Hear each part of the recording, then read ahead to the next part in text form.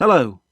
There's no doubt we were all so glad to see the back of 2020, and we have high hopes for 2021. But for the drone community, the new year also brought with it some important changes to the rules about where we can fly. For our purposes, the main change was to remove the prohibition on flying over built-up areas for sub 250 gram drones like my Mavic Mini. So for the first time, I'm now legally able to fly around Derby's magnificent silk mill, soon to be home of the Museum of Making.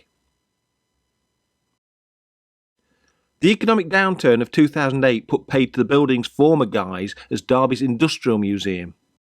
Pretty much ever since the day it closed its doors, however, plans have been under development for a multi-million-pound refurbishment of the whole building, taking it back to bare brick, and its new role as the Museum of Making.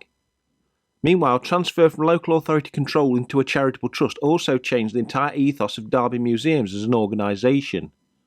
Going forward, the emphasis isn't just on a museum being a place where you bring your relatives from out of town on a wet afternoon, once. Instead, it will be a place you'll want to come back to again and again. With skills you can learn, constantly evolving exhibitions and displays, the museum's entire collection of industrial artefacts are now accessible to all visitors all of the time. And of course, a coffee shop. Event hire will also be an important part of the building earning its keep, with most of the ground floor given over to that purpose. All in the heart of Derby's Cathedral Quarter.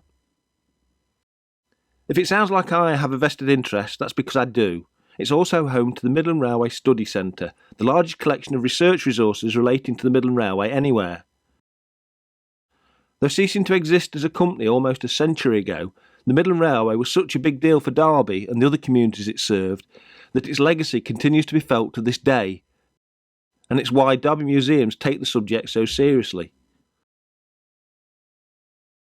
You can find out more about the Midland Railway Study Centre at the website in the description.